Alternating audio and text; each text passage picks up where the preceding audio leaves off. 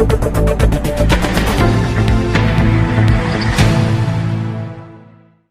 मैं हूं आपके साथ अनुष्का राय और आप देख रहे हैं तक्षत न्यूज।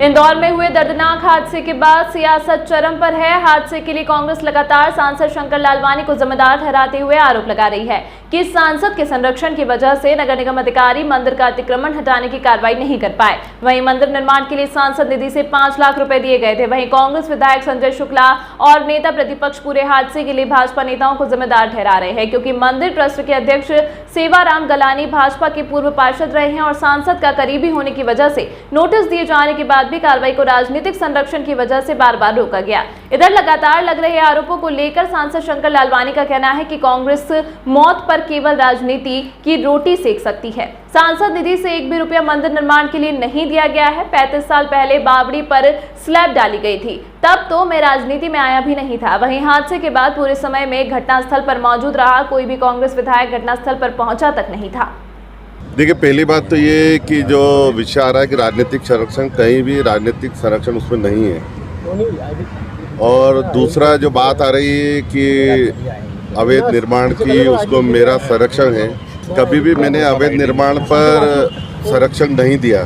और अगर कांग्रेस ये सिद्ध कर दे या कोई सिद्ध कर दे कि कोई दरोगा हो, कोई बिल्डिंग ऑफिसर हो, बीआई हो, अधिकारी हो, कमिश्नर हो, यहाँ तक कि महापौर, कि कभी मैंने अतिक्रमण हटाने के लिए रोका हो तो मैं दोषी हूँ। पर ये इस प्रकार की मौतों पर राजनीति जो कर रही कांग्रेस, रोटियां सेक रही है, बहुत ही दुखद है कि कम से कम ऐसी मौतों पर संवेदनशील नहीं होकर हमको उनके साथ सहानुभूतिपूर्वक खड़े रहना चाहिए। दूसरी बात, तीसरी बात यह है कि जो स्लैब जहाँ हादसा हुआ, वो स्लैब जो वहाँ के समिति के जो ट्रस्टी सचिव हैं, पटेल जो हैं, उन्होंने ही बताया है कि ये 30-35 साल पहले स्लैब डली थी जहाँ पर हादसा हुआ। अब 35 साल पहले तो मैं राजनीति में था ही नहीं, तो मेरा संरक्षण कहाँ हुआ? वो जो बात कर रहे हैं, जो पास में मंदिर बन रहा था उसकी बात कर रहे हैं, लेकिन जहाँ हादसा हुआ वो तो 35 साल पहले स्लैब डल चुकी थी। तो ये तो स्लैब किसने डाली, ये जाँच का विषय है। और जिसने स्लैब डाली और जो हादसा हुआ, हमने पहले दिन ही कहा था, उस मौके पर ही मैंने मीडिया के सामने भी कहा था, जो दोषी हो उसके ऊपर कार्रवाई होना चाहिए। और आज फिर मैं बोल रहा हूँ कि जो दोषी हो उस पर कार्रवाई होना चाहिए। सबको पता है कि सेवाराम गलानी जी कौन है। भारतीय जनता पार्टी के पूर्व पार्षद है। ये कांग्रेस नहीं कह रही है, वो भारतीय जनता पार्टी के पार्षद रहे। भारतीय जनता पार्टी के पार्षद ने वहाँ कब्जा कर रखा है, ये पूरे शहर देख रहा है। कांग्रेस ये आरोप नहीं लगा रही है कि शंकर लालवानी जी का वरदहस्त प्राप्त है, कि उनका संरक्षण है। ये वहाँ के रहवासी लोग बोल रहे हैं कि शंकर लालवानी जी का, वहाँ के विधायक आकाश विजयवर्गीय जी का और क्षेत्रीय पार्षद जिनका ऑफिस ही वहीं है, इन तीनों के संरक्षण के चलते बावड़ी का अतिक्रमण हट नहीं पाया और इतनी बड़ी दुर्घटना, दर्दनाक दुर्घटना इंदौर शहर में हुई, जिसने 36 लोगों ने अपनी जान गंवाई। इतने परिवारों पे संकट आया, शहर पे इतना बड़ा काला धब्बा लगा। तो अगर लालवानी जी ये कहना चाहते हैं कि उनका कोई लेना देना नहीं है, तो सरासर भारतीय जनता पार्टी का एक्चुअल चरित्र है, झूठ झूठ और झूठ।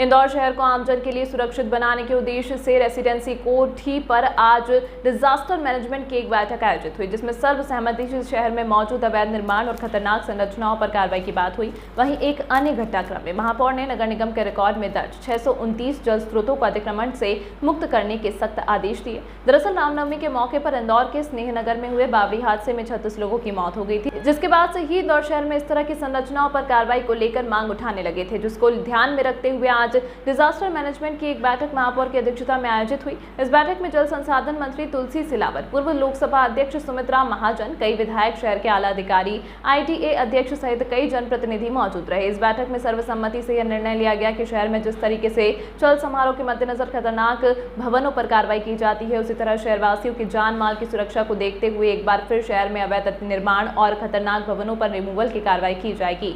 हादसे के बाद इंदौर कलेक्टर इलैया राजती द्वारा धारा 144 के तहत एक प्रतिबंधात्मक आदेश जारी किया गया है, जिसमें शहरी क्षेत्र में, नगर निगम और ग्रामीण क्षेत्रों में मौजूद अधिकारियों को अपने इलाकों में मौजूद जल स्रोतों की एक सूची तैयार करना होगी। इसके साथ ही उन सभी स्थलों के नाम, उनके मालिक के नाम और उनका फोटो की सूची में शामिल करना होंगे। रामनवमी पे जो हुआ बहुत दुखद है। बावड़ी पे स्लैब लगाकर जो घटना जिस कारण से हुई है, तो इंदौर में ऐसे जितने जल के स्रोत हैं, जो कुएं हैं, बावड़ी हैं, और उनको यदि कवर किया गया है, उसके अतिक्रमण किया गया है या उस पर किसी प्रकार की कोई सार्वजनिक गतिविधि होती है जिससे और जान माल को खतरा हो, ऐसे स्थानों को चिन्हित करके उनको, बावड़ियों को, कुओं को क्लियर करने का, जाली लगाने का, उसकी मुंडेर बनाने का काम करेंगे। इस पर होने वाले अतिक्रमण को भी बहुत गंभीरता से और शक्ति से हटाने का काम करेंगे। अगले फेज़ में जिस प्रकार से जर्जर मकान जो जुलूस के रास्ते में आते हैं, जिनसे भी दुर्घटना होने की संभावना है, उनको भी बहुत सख्ती से हटाया जाएगा। और जहाँ भी ऐसे अतिक्रमण हैं जो इंदौर में लोगों की सुरक्षा के दृष्टि से खतरनाक हैं, उनको हटाया जाएगा। कुछ स्थानों को चिन्हित करने के लिए हमने कहा है, उनको चिन्हित करके गंभीर और कठोर कार्रवाई हम कल से ही शुरू करेंगे।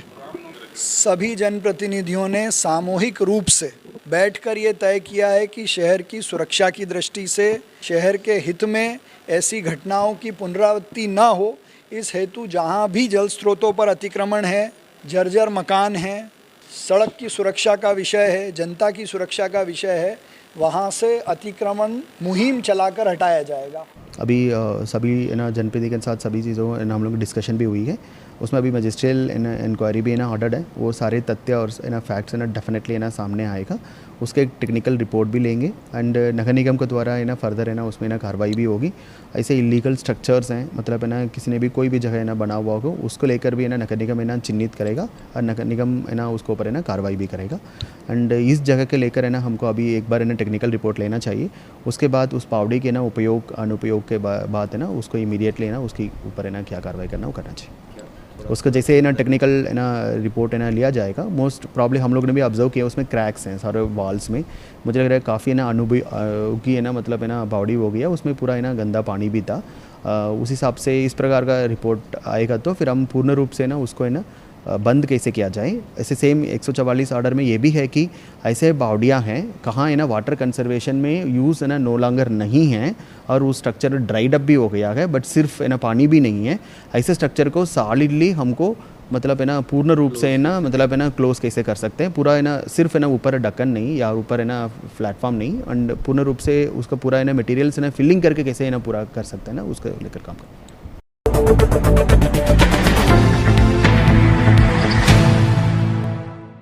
जिन पर सुरक्षा का जिम्मा था वह सिक्योरिटी गार्ड तो रात में लूडो खेलते रहे और कार शोरूम में शातिर बदमाश 11 लाख रुपए नकद चुरा ले गए। वारदात को इतनी होशियारी से अंजाम दिया गया कि सुरक्षा में तैनात सिक्योरिटी गार्ड्स को भनक तक भी नहीं लगी।